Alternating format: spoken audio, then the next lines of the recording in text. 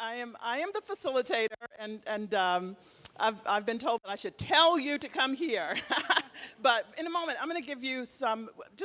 Let's arrive first, and tell you that this is the best practices panel, and you are in discussion groups, and I think we're going to mix it up a bit, but we'll be having group conversations. I have 5 colleagues who will be the facilitator. You'll have a facilitator from our panel in each of the groups. And you'll have your conversation, report out to the larger group, and then we will have a discussion. So that's the plan for today. Now, to execute that plan, we need your help in making sure that we have the best possible form for. Can you hear me? Yeah. Sorry, what? I have to learn hand signals, and I don't know them, so just say what you want me to. I'm sorry? Okay, good. The slide is there. Well, best practices for humanities centers. That is the official name of our thing. All right, so if I could ask the co-facilitators to stand, and just so people will know who you are. Let's see, we should have. No, I'll go back there. Oh, yes, they are. Yes.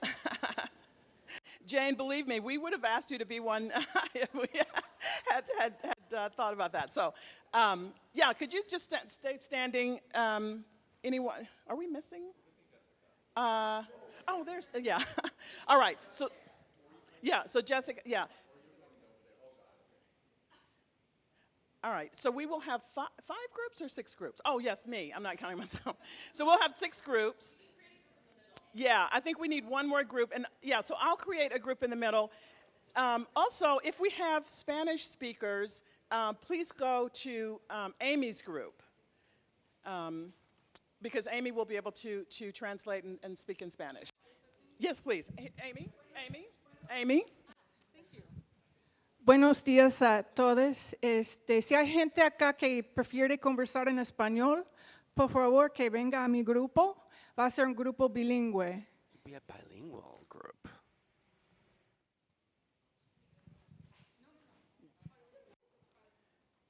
All right. Well, do people have access to, because I'm about to give instructions for what we're doing groups, so do you want to stand with me and give the instructions that I give in Spanish? Excuse me. All right, so once we're settled into our groups, your facilitator will give you the instructions, but just so you know, this will be a free-flowing conversation about best practices. And if we could get the next slide up. Yes. So I believe, and I do know for sure, prior to our conference, that Aaron requested that you submit topics, and we had a wide range of topics, and these are culled from those that you submitted. And so you can see, I think, can everyone see that okay to read? Maybe if we can turn those lights off, I'm not sure, once we get going. All right, and so in your groups, your leader will give you a little bit more framing. We thought that these best practices flowed into, thank you. Well, I think this is the last slide. So these best practices flow, and it can be seen in 3 categories: culture, engagement, and impact.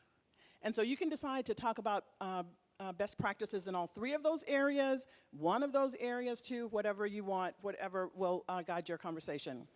All right, so once we get started, each group will all have about 40 minutes, I think we said, for the group. Can someone give me a time check? What time are we now? It's 9:18. So let's say that, yeah, we'll stop right at 10. And at that time, we'll have a report out from each group. So in your group, you'll need this structure. someone to take notes, someone to report out. And your leader should not be the person reporting out. It should be someone from the group. And you'll have 5 minutes. So that means we need another role in your group, and that's the timekeeper. So if someone could designate, get their phone out that has a timer, and when it's your time, it's your group's turn to report out, set your timer to 5 minutes, because you'll have 5 minutes, and let the speaker know, or the speaker should let the timer know how they want to know when they have 30 seconds left. You can touch their arm, you can wave, you can do jumping jack, you can do whatever you want. Whatever your signal that you want as speaker to know, hey, you've got 30 seconds left. And then the timer will go off and you'll know that your time is up. So we'll really try to have this fruitful conversation. So that's all I have. Any questions? Yeah, oh, please. I'm Russ Castronovo from Madison, one of the facilitators. And we have this, all this open space here. It's the warmest part of the room. So we need some people to come from one of maybe the larger groups here and help us populate this group. And I also think there's going to be another group right next to me, right, with Pat leading that one. So there's like a circle here and a circle here. So just kind of maybe help us apportion these a little more equally would be wonderful. Thank you, Russ. And I believe, Jennifer, you had a question or something to say? There should be 6 to 7 people per group, so just organize yourselves. Can you say No, that no. again? There should be 6 to 7 people per group, so you can just organize yourselves. Gracias. So Amy, did you? Are you okay? I'm not seeing anyone.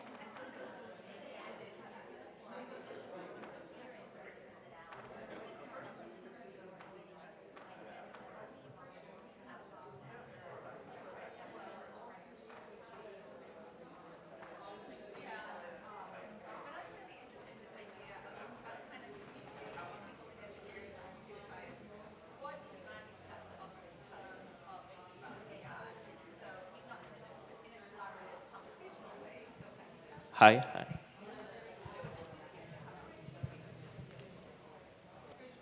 All right, if you could wrap up, maybe just, who needs more time? Maybe 1 minute, 2 minutes? All right. Well, then you'll have 2 minutes.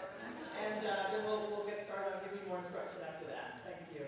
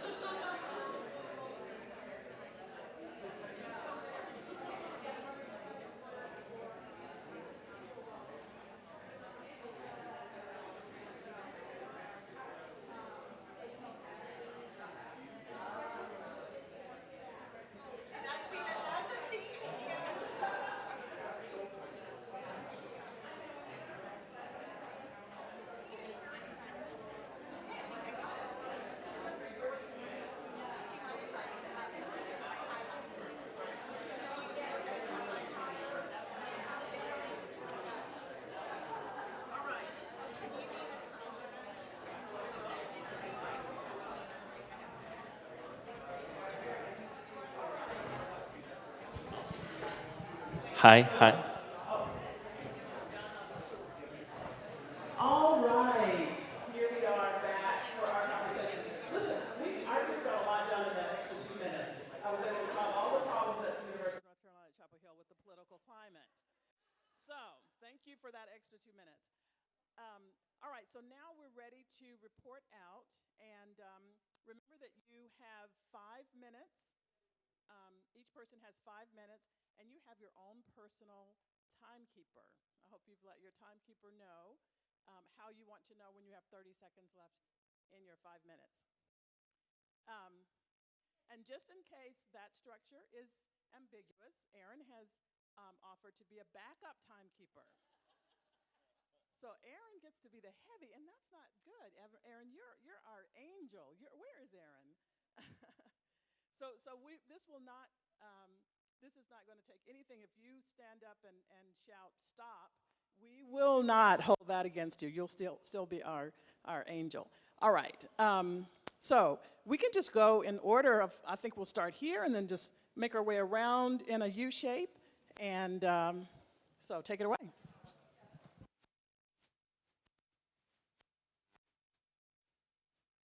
Is this working? Yeah.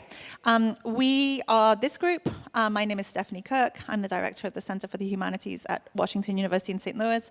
And we started off talking about accessibility. It was Michael's idea. And accessibility became very much broadly construed as we moved. So we talked about making sure our events were accessible for those who are still masking. Also accessibility in terms of making our events hybrid, and also communication accessibility in terms of people who may have a sight disability or hearing disability in terms of offering closed captioning or offering ASL sign language interpreters. But we also talked about accessibility in terms of how to demystify the idea of the Center for the Humanities or the Institute as a kind of ivory tower place that isn't welcoming to all. And so we had a lot of different strategies suggested, including the tried and tested party, food, alcohol, but also some fabulous ideas about how to bring in constituencies that might feel less welcome, such as teaching track faculty, creating small grants for teaching track faculty, different ways to achieve some of the workarounds around, for my institution, for example, doesn't like us to give money to teaching track faculty for research because they're not supposed to be researchers. How to welcome junior faculty, accessibility and mentoring, a really wonderful idea of using the Center for the Humanities as a way to pair senior faculty from different departments with junior faculty, and just giving them lunch a couple of times, 2-3 times a year, and creating cross-disciplinary connections. Cohort models, writing, sort of drop-in writing sites, graduate student cohorts, again, through the idea of kind of food and gathering. Am I missing anything, everybody? So the issue of culture and accessibility was very important. So mentoring clusters, junior scholars, giving junior scholars the ability to invite speakers and crafts events around them, making sure, though, of course, this is not too burdensome for our staff, and making sure that junior faculty understand some of the nuances around inviting people, so don't invite someone to read your manuscript in 3 weeks and offer them $150. And then we had a lightning round of just people throwing out ideas, which was wonderful. The idea of perhaps giving prizes to recognize those faculty members who've done wonderful work in the public humanities as a way of galvanizing encouragement, building bridges across disciplines, especially around the idea of AI. How do we connect with our STEM colleagues and sort of help them understand the contribution that the humanities can make to the study of AI? So finding ways to partner with our colleagues in computer science and engineering. We talked a little bit about how to think about attendance. And that not every program has to be a blockbuster program, that some programs can be just kind of low-key, and that's okay too. But also being mindful of our staff and trying to think about maybe paring down some of the programming, a kind of less is more model, to have perhaps higher impact. I have 1 minute. Okay, well, I think I might be running out of things to say. One of the things we did talk about, which came up yesterday with the Indigenous Peoples Day was, and this is an accessibility issue, the question of land acknowledgement, how to craft meaningful engagements, how to make our statements around land acknowledgement meaningful, non-performative, and perhaps less formulaic. And so there's been some suggestions around working with if we have those kinds of resources in our universities, Indigenous or Native centers, or to consult with Native faculty and to make sure that that is an issue of access as well.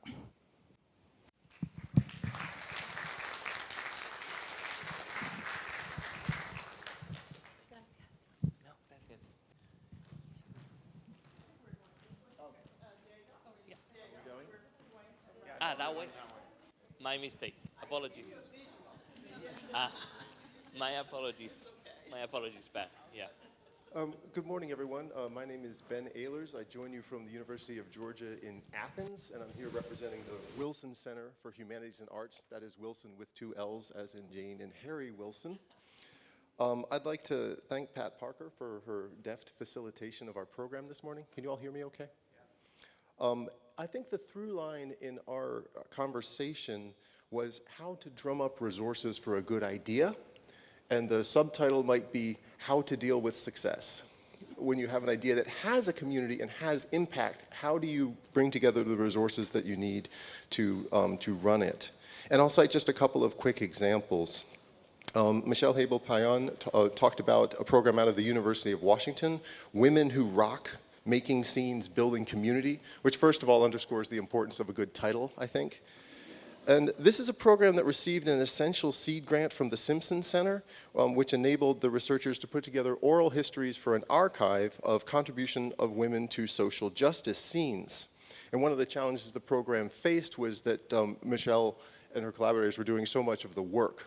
So the program was doing important work, but was under-resourced. And so some of the brainstorming ideas we came up with were federal work study grants, which require some buy-in from the person administering them, but can bring in a lot of resources because it's a relatively small ask for the companion department.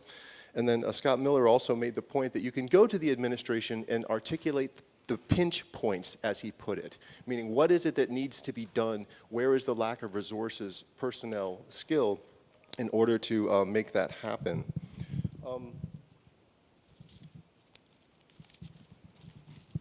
Another example we talked about came from Sarah Cherney of the Humanities Research Institute for the University of California System. This was also high impact. The Underrepresented Scholars Program paired junior faculty with senior faculty across campuses. So this was great in the sense that faculty would meet with persons who could mentor them, who they might not have met in their daily responsibilities. It had the challenge that every spring they would come together in person. So this created a certain amount of cost, as well as this kind of herding cats with which I think all of you are probably familiar in getting people together in one place. So in year 2, the program's great, it's very popular, and it's expanding, but without any commensurate expanding in terms of staff. And so some of our ideas, Sarah was way ahead of us in applying for an internal grant from the University of California Budget Office. James Weisinger also talked about how important it can be to find a supporter up in the administration. There's always someone with an art history degree hiding up there in a budget office. And if you can find that person, even as a way of accelerating ideas, this can be essential. So I'll conclude with 2 final examples. Maria Sachakosa-Siri, formerly of Bard College and currently with the Mellon Foundation, talked about a program which she led at Bard, which had a budget of $2,500 and a staff of 1, which was her in a visiting assistant professor position at that time. And this was an event in which students would come together, undergraduates, each semester in order to share their research. And so this was very popular. It gave students a platform. It gave them a line on their CV. It gave them a trial run on what grad school is like, where you have to stand up in front of a bunch of people, some of whom you've never met, and talk about something. However, it was, as it grew, it was starved for resources. So she also looked to federal work study. And eventually, she was able to get a lot of buy-in from faculty. So faculty were contributing their time. And one of the great questions she raised is, what can you give when you ask? When you go to someone seeking support for a program, what are you offering? It might be a skill set that a student can develop. It might be an opportunity for a faculty member to present a work in progress. It might be an opportunity for a donor to have visible impact on a community. Eventually, this project received a Mellon grant, but this was in part due to the community which she had already built on a shoestring budget. And I thought that Diego Alegria made a great point. He's currently a graduate student at UW-Madison, but he was previously a student right here in Chile, and he talked about an undergraduate group with basically zero budget, which would just ask faculty to come and speak for free. But what he had to offer was community. What he had to offer was student buy-in. I'll conclude with one final example. A colleague of mine at the University of Georgia named Barbara McCaskill, whose expertise is in African-American women and narratives by formerly enslaved persons. And she was pursuing her own research. She got a grant from the Special Collections Library. She eventually got a grant from the Wilson Center to support her. Eventually, however, through the acquisition of further resources, including support from the Mellon Foundation, she was instrumental in putting together a collaboration with the Penn Center in Beaufort, South Carolina, that involves the University of Georgia, the College of Charleston, as well as Spelman and Morehouse from Atlanta. And so this is a good example of a project which I think encapsulates what we talked about this morning. How you might have an idea, but eventually it becomes a question of building community, strategizing about how to effectively get resources, being honest about your own capabilities in terms of time and sweat equity, and thinking about how to deal with success, meaning how you might coordinate the resources in order to sustain and build upon the impact of a program. Thanks so much.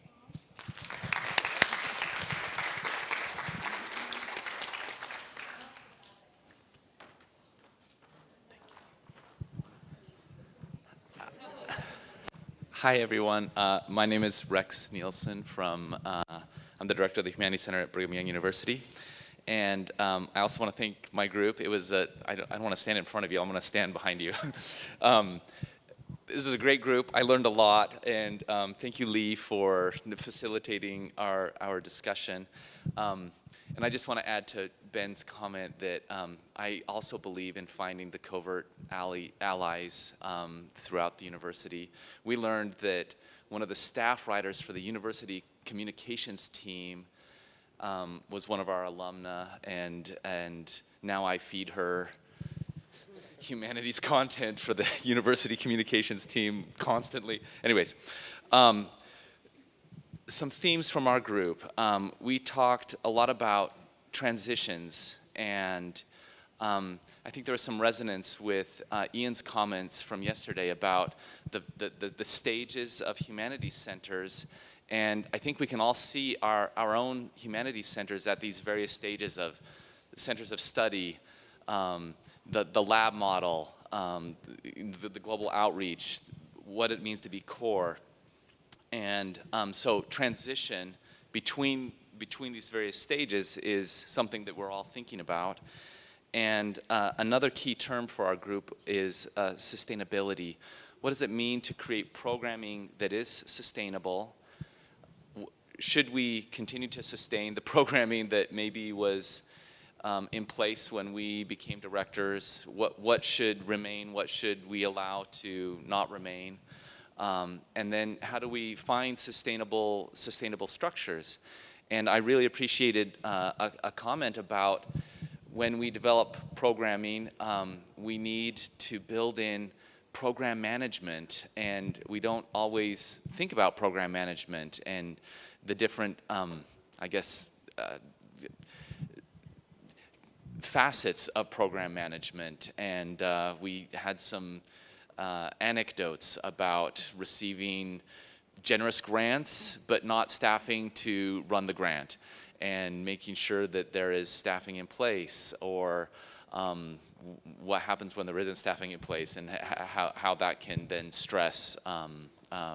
bring stress to a program. I think we have we also talked about some tensions, I think, between those various stages of what a humanities center is, and navigating those tensions in terms of what maybe our faculty want the humanities center to be, what we want the humanities center to be, what administrators want the humanities center to be. I think those visions may often be in tension in some way, and I don't know that we have good solutions for navigating those tensions, except acknowledging those tensions and making them visible and bringing them out into the open. I think that's a first step. What am I missing?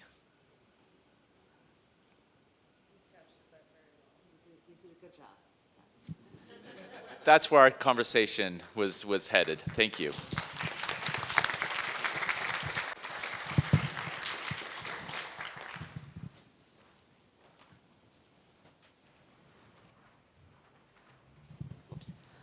Hi, everyone. I am Anna Mae Duane. I am the incoming director at the University of Connecticut Humanities Institute. So I feel very lucky to be here and to be in such a great group and to be part of this conversation. I'm learning so much. So we started thinking, I asked a question of staffing culture, because that was one of the first challenges I had, was I thought I was doing one thing and there was immediately conflict. And so we had some great conversation about how to build and keep staff culture. And I think one thread that came through on several topics was, don't be afraid to have a checklist, a metric, do thinking ahead of time. Don't be, especially once the semester kicks in, all sorts of pressures are going to show up. So to be doing sort of some front loading. So one example was, of course, weekly meetings in which you really listen to staff and have their back. And when they tell you this isn't possible, you listen. A couple of concrete ideas. We had just a weekly wins in which you have a staff meeting and they lead with what they're excited with. And it's one way to really talk about and to learn about the actual day-to-day work that everybody's doing, and also to sort of create a shared set of values. What is everyone excited about? Where are those wins coming from, and building from there. We also had a really great example of the sieve, in which so if you're building the values from these conversations, then taking that, whether it's a mission statement, whether it's a set of points, and using that for programming, for events, of like, what does this do for us? It's a great idea, I love it. Are we as a group, as a center, committed to it? Is it doing the things that we have decided this year are our most important priorities? So I thought that was really smart.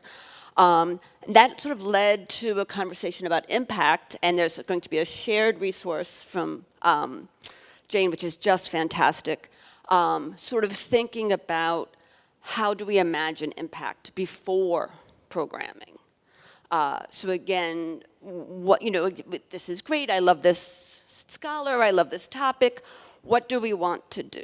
And I think that sort of speaks to the competing visions, right? What sort of impact can we show administration? What kind of impact is this having on the public, right? What are our priorities, and does this do it for us? And how can we tweak the event to sort of support that? So I thought that was just one of the best takeaways, was sort of think ahead of time, think of your values, because as everyone's sort of talking about, there's too much to do, there's never enough staff, there's never enough resources, so really having a vision and returning to it as things come up. Another thing that came up was, that's also sort of been in conversation, is questions of audience and the public, and sort of one of the topics we took on was the small events for a known constituency. So I thought that was, and this sort of speaks to the question of, does everything have to be blockbuster? Is everything for everyone? But we do want to have as much impact as possible, and we had a really great example of having sort of a tiered event in which you have sort of maybe a big lecture for the public with a scholar or a book or a topic, then you have a student workshop, perhaps the next day or later that week, and then you have sort of faculty engagement. So I think that was a really smart way of sort of engaging several different audiences, again, with one program, so it sort of, consolidates resources and time. And then we also came to the question of how do you get people in the room? In some ways, accessibility is one issue, but we also talked about the importance of in-person, of having people in the room when you invite speakers, and I think this is something I know we're struggling with at University of Connecticut, and I think everywhere, like post-COVID, even a good lunch will not necessarily bring people in, and as much as you want the hybrid event to reach a large audience, you also want people in the room. And so, okay, on my 30 seconds. So there was this question of, do we stop streaming or stop podcasting for some events to build, is that a priority we want to build in? And is there anything else really important that there were so many great ideas. But the biggest takeaway is sort of like, before you start the year, think about sort of what your priorities are, and you have to sort of stick to your vision, built by your staff culture. Okay, made it. Oh.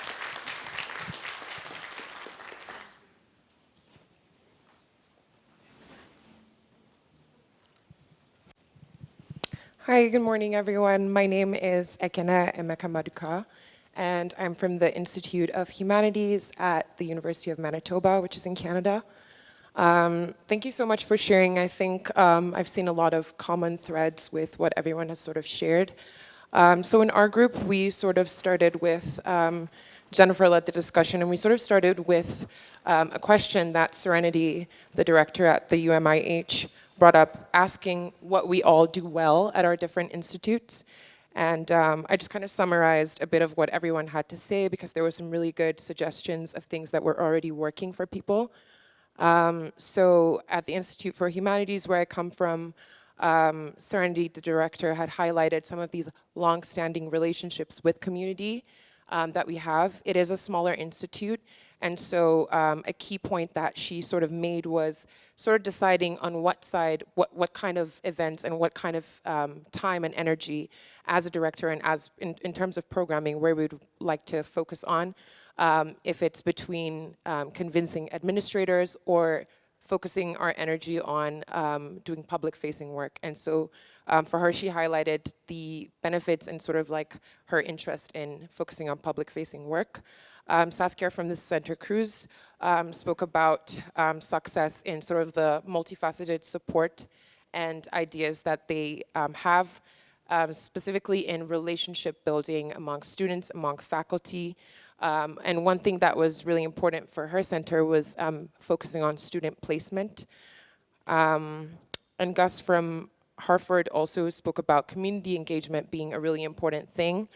And also the long-standing relationship, because his center is in Philadelphia. And so he was talking about also concerns of wanting to reach the community and sort of do more for the community. And so that seemed to be a common thread in our group. Pablo also brought up a really interesting point in the group, talking about the importance of communicating to administrators, to provosts, to deans, to whoever we report to, the importance of time for the humanities, because a lot of these projects and long-term programs are things that can't sort of be fruitful overnight. And so a really interesting thing that I think Dean brought up was this idea of university time versus, community time and time for programming with community, the difference of having a fiscal year that ends and reporting back to show what we've achieved. So this is something that a lot of, I think, institutes are sort of navigating. And so that was a great point that came up. And one thing that was really interesting about Pablo's sort of contribution too was he highlighted a long-term project. I think Pablo has really been successful with sort of building a relationship with his administrators, so the president of his university, which he reports to, sort of making them understand that some of these research projects need longer time, to actually be fruitful and functional. And so communication was one of the big things that could sort of help break that barrier. Also, we had Dean from Colby who sort of spoke about his institute being really good with funding a lot of projects. However, it was interesting that we also kind of pointed out, he had mentioned where it was great that the center is giving out a lot of funding to support student work. He also mentioned he would like to be mindful of just being, sort of becoming a funding body. So that's something that, could happen, and so being mindful of that. And then Jennifer from UC Boulder, who sort of led our group, really spoke about something that was really great. She spoke about best practices, and she started with this, talking about transparency. So one of the things that she really wanted to bring into the center when she got in there was sort of transparency with programming, with the goals, with expectations. So setting up those expectations in a really clear and defined way. And she shared with the group that she actually has on the website a best practices sort of list. So that's something that she said she would share with all of us here today. So that's really good, and I think could be a resource for everyone to sort of pull from. And then our topic that we sort of focused on where we would like to improve, hopefully I didn't miss anyone. No, I missed Rebecca. So Rebecca spoke about, oh, okay, so yeah. So Rebecca kind of spoke about long-standing relationships, but I think the biggest thing was also burnout. We were talking about how to sort of deal with burnout with our staff, with programming, and so I think in a summary, I think we kind of decided that sometimes having an event that is successful, even if, I'll just quickly wrap this up, but having an event, even if it's successful and really meaningful to at least 20 people who have attended this event, is also impact. And I think, like most people said, it doesn't have to be a blockbuster. So yeah, thank you so much.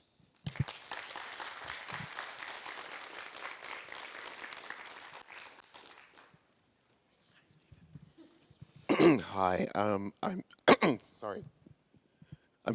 My name's Stephen Best. I'm the director of the Townsend Center at UC Berkeley. Don't worry, Rebecca, I'll speak for you. I would actually say personally, and I think this maybe echoes what Jennifer proposed, like one of the best practices is to have regular sessions with the staff about best practices. Like just kind of every season, just try to go back over what you did. I found that really useful. We seem to have threads that were most consistent around culture and around impact. Much of what came up in our group has been already mentioned in the room.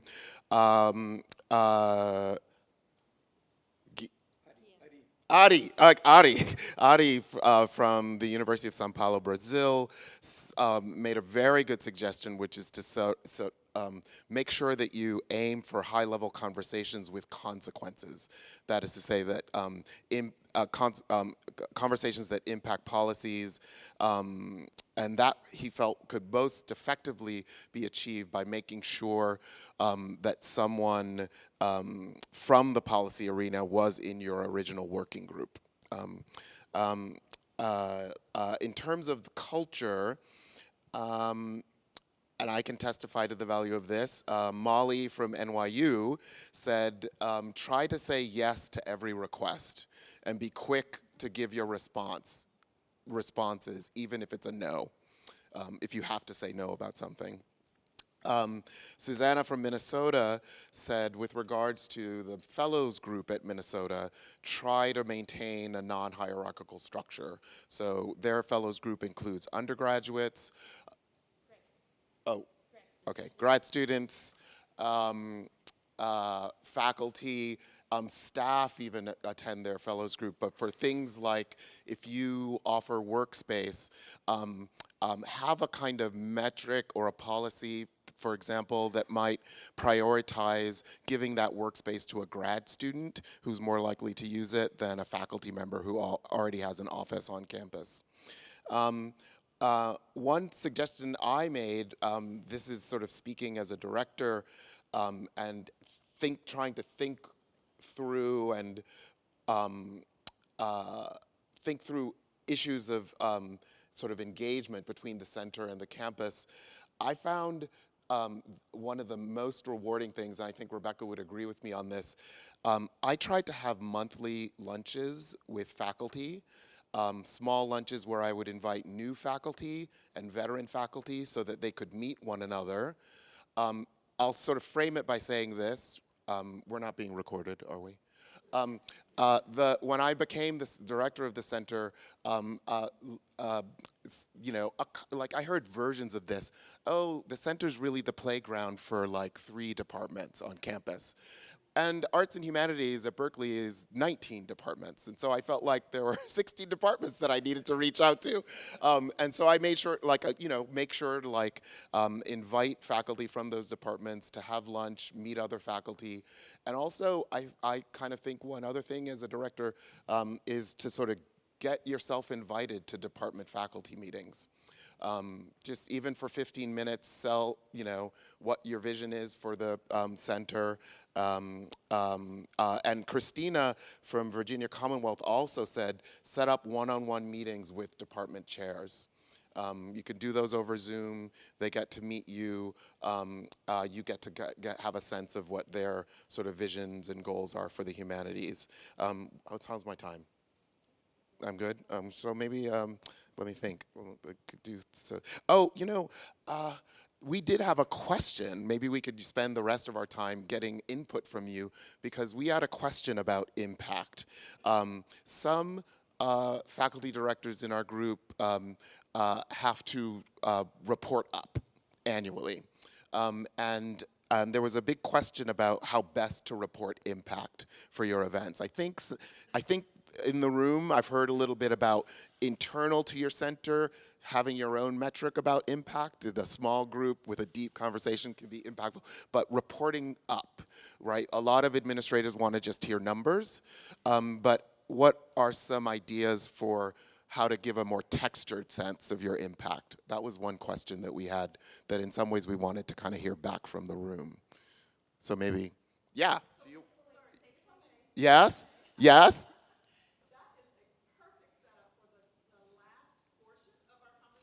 Okay. No, that's it. No. Remember how we talked about best practices to make I thought we were in debate about Okay, all right, never mind then. You can give it to me. We're good. Let's move on. Okay, great. All right. Thank you all for the great report outs. So we'll take a 5-minute bio break, if we could do that, and come back and have a whole group discussion and start with Stephen's question for our discussion. How does that sound to everyone? All right, so 5 minutes, and I won't time you. Just time yourselves and come back at 10:45. 10:45.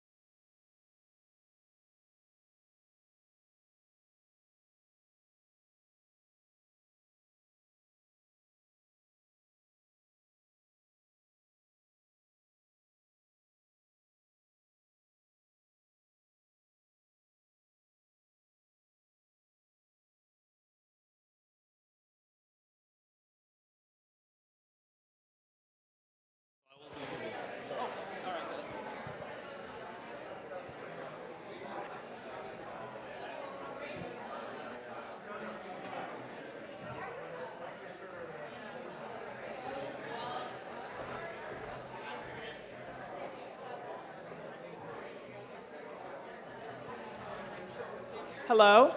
Testing. Welcome back. As folks are getting settled, just a reminder that we have about 10 minutes left for our session. I checked in with Aaron, and we might go at 10 minutes after the planned coffee break, since we sort of blended in to that time anyway. So glad to see everyone is getting nourished and caffeinated and warmed up. Yeah, we'll just pick up where we left off, and this will be a general conversation, and folks can respond and react to what they heard in the session if they want to share other things. But let's start. I did promise Stephen that we'd start with this question that he posed to the group, and then it'll just be a free-flowing, and Diego will help to watch for folks who want to take the mic. Sorry. Yes, Stephen will repeat, yes. So it was simply knowing that our institutions understand numbers better than anything else, how best, and numbers aren't always how we measure the impact of what we do, how best to kind of report up the impact, testimonials. So anyway, we just wanted to hear if folks who have to report have good ideas around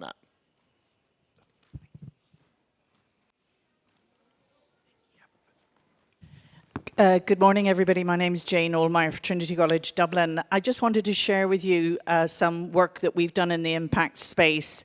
So the Trinity Long Room Hub had an impact officer to really help us with this, and she developed a researcher impact framework, which I've shared with Aaron, who will share with the group. And basically, the impact framework does two things. It helps individual researchers across the arts and humanities think about the impact of their work. And that impact is, I don't know about you guys, but for me, we were always having to retrofit it. I never thought about impact at the beginning. It was something that I did retrospectively.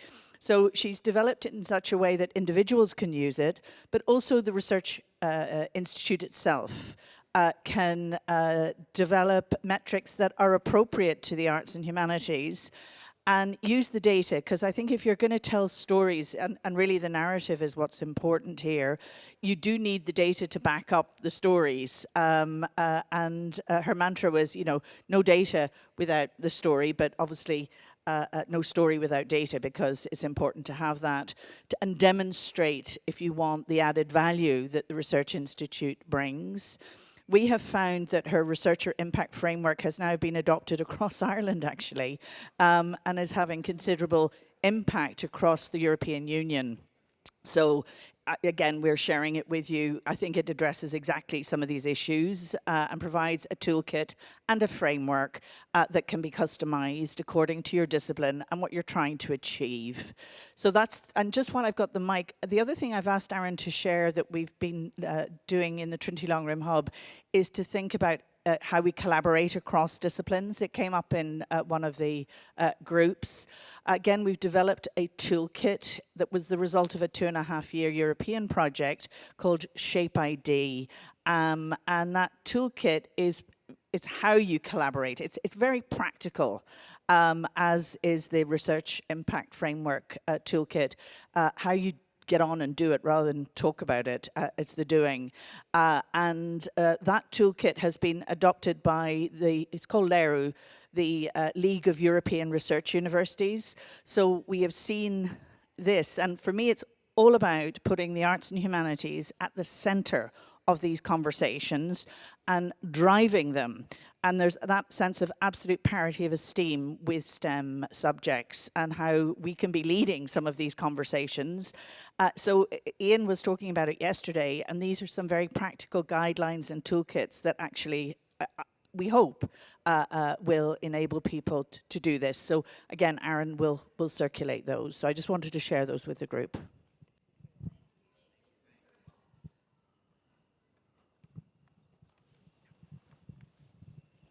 Hi, I'm Susan Derwin from the Interdisciplinary Humanities Center at UC Santa Barbara, which I've directed for more than 10 years. And I think one of the challenges in collecting data for humanities work is that a lot of what we do takes time, and you can't always standardize and create quantitative analytics immediately. So we do two things. We do collect our data and our numbers, but we also create various mechanisms to have narrative testimonials. So for everything that we do with community partners, we have exit interviews. We have spaces for them to write about impact. We do that for the various research focus groups within our campus. We ask for narrative evaluations and assessments every year. So we integrate narrative. We tell a story of what's going on in our various contexts, in addition to providing the statistics that prove our impact. So, can I just raise a question, just in case we have time, something I'm very curious about in all the conversations I've been hearing. I'm learning that we use the word community. I'll use it, but my sense is that we understand what our communities are differently. So some people use that word, and it seems that they're talking about campus communities. Others talk about the community versus the university as kind of monolith. And I'm just curious, if others are, how we invoke, build, identify, recognize, enter into, or even specify what community is as we use that term. So just a suggestion.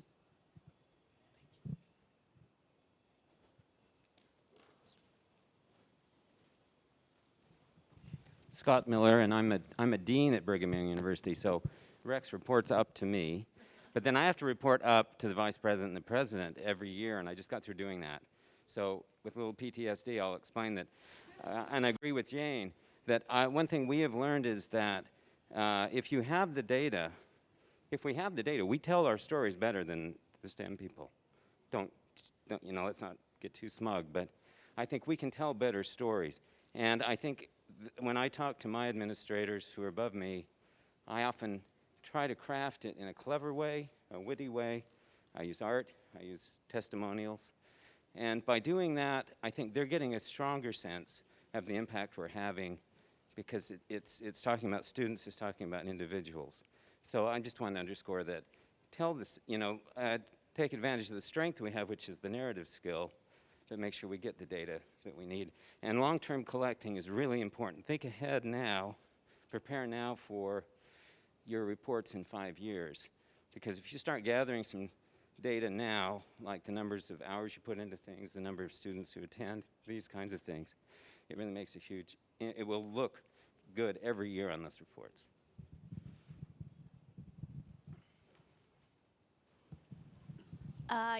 Bennett, good morning. My name's Yadira Caballero, the program manager at the Confluence Center for Creative Inquiry at the University of Arizona in Tucson, Arizona. So I don't remember who it was at the very beginning who had asked about land acknowledgement. So I kind of wanted to respond to that.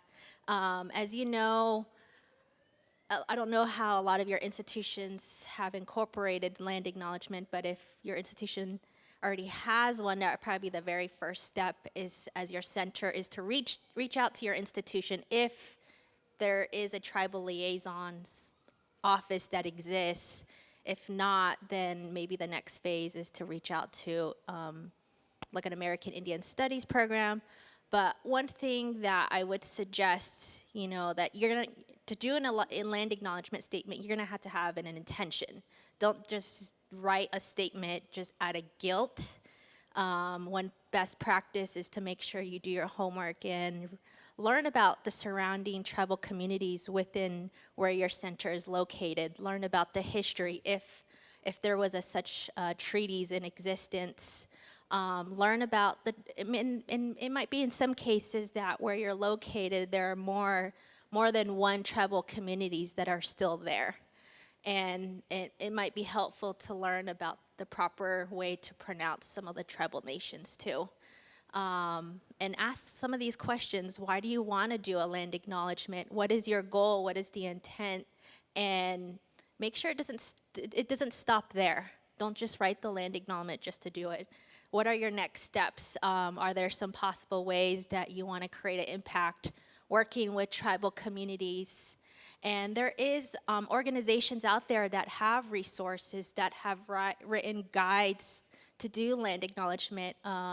One good resource is the Native Governance Center. They're located in Minneapolis, Minnesota, and they have a website that has a whole step process of land acknowledgements. And then also too, if you wanted to learn more about best practices when working with tribal communities, there are organizations out there that can facilitate what are some best practices when working with tribes.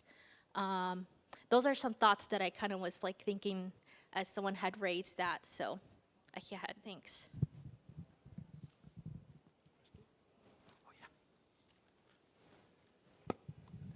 Hi, Jennifer Ho, University of Colorado, Boulder. So piggybacking off of that, my center doesn't yet have a land acknowledgement because I didn't want to put one on until we were going to be able to offer something. Because I do believe that land acknowledgements, what people want, what Indigenous people want is land. And they want reparations. And I think that's a really important thing to highlight and center, which is one of the things that, so the University of Colorado system now offers in-state tuition for any of the people who come from the 68 tribal nations of Colorado, the traditional territories of Colorado, whether you're in Baltimore, Berlin, or Boston.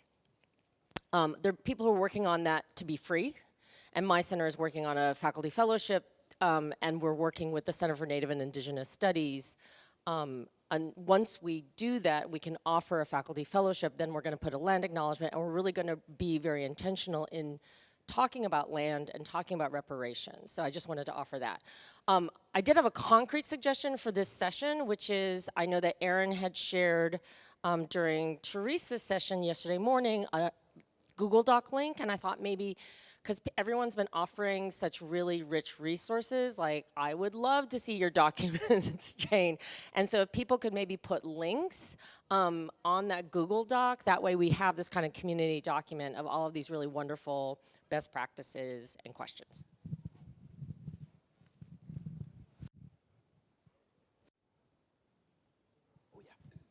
Hi, just piggybacking off of what Jennifer said, I'm Serenity at the University of Manitoba Institute for the Humanities in Canada, and there's lots of discussion in Canada around you know, the possibility or of decolonizing universities and all of this. But just in terms of reparations, one very simple thing that we did at our university, we have lots of involvement with members in the community of the city of Winnipeg. And when they are Indigenous, we double their honorarium. That's, the board passed that, and so the honorarium that we offer is always doubled for Indigenous peoples who come to speak. So that's just a very small kind of gesture that we've implemented.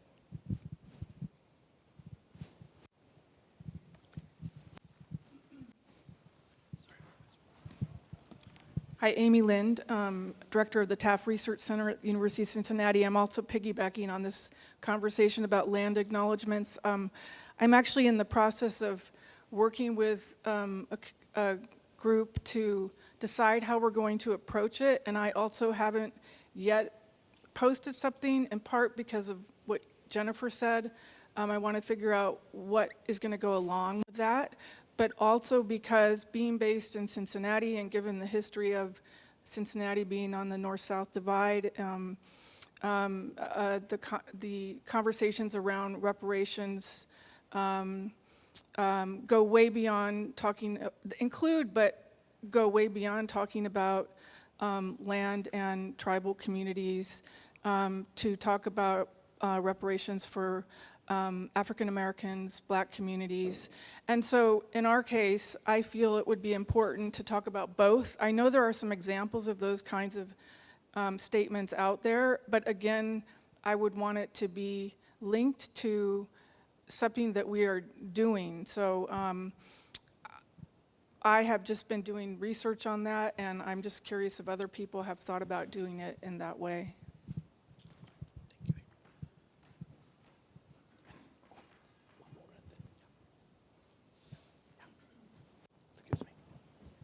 Hi, I'm Gus Stadler. I'm the director of the Hereford Center for the Arts and Humanities at Haverford College. This is actually a departure from those really important last few comments, but I did want to bring up an issue that I really want to see more discussion of in relation to the future of the humanities, which is the job market crisis and the collapse of the academic job market in the humanities, and how that affects what we do in our centers, how it affects our relationships to the institution, the institutions where we're housed, how it affects issues of accessibility to do with adjunct and visiting and part-time faculty. I don't have a sense of what most of you do. We've been trying to expand our offerings as much as possible to these contingent faculty members, and I have resistance from colleagues, tenure track colleagues, to doing that. It's seen as they're not really part of the institution, and they're getting these resources, and so. But I feel that it's something, quite material, quite structural, quite scary, as we all know, and that's going to kind of drastically change what we do, which I think is modeled on a kind of a system that does revolve around tenured and tenure track and the idea of tenure people. How how much can we bring visitors into the actual leadership of these centers? And again, I think our sense of what our communities are, again, to use that word, is really rapidly changing because of some of this. So I'm hoping we can at some point talk about that. I don't know if there's going to be a good opportunity to, but I'd be happy to do so outside of any organized setting.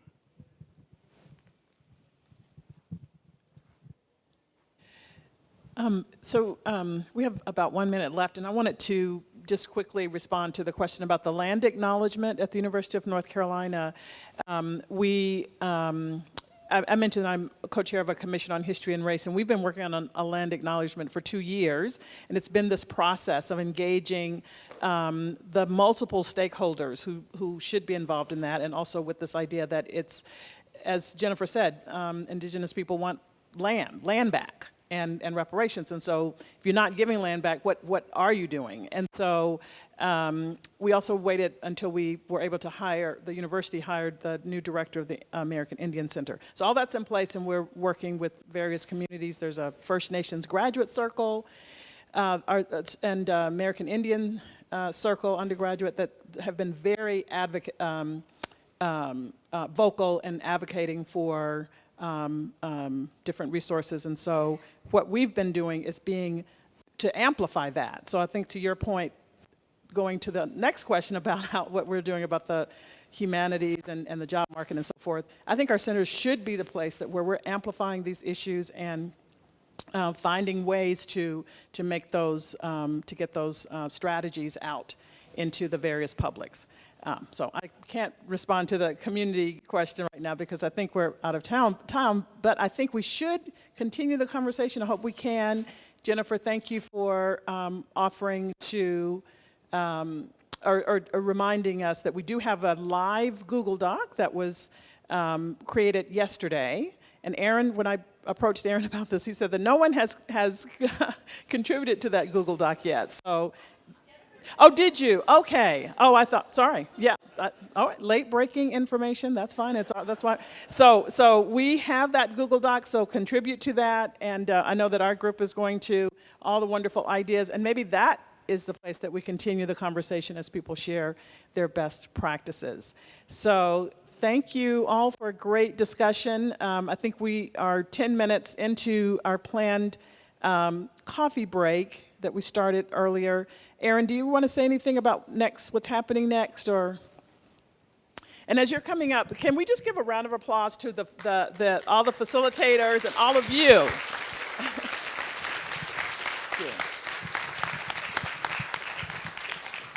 I just wanted to add really quick, one idea I had was if you wanted to continue any particular topic, send me a title and a few sentences, and I could create a breakfast conversation table for you for tomorrow morning. So that would be the one substantive way I could add to the program for you, okay? Other than that, coffee, please, and then we'll start the next panel at 11:30. Yeah.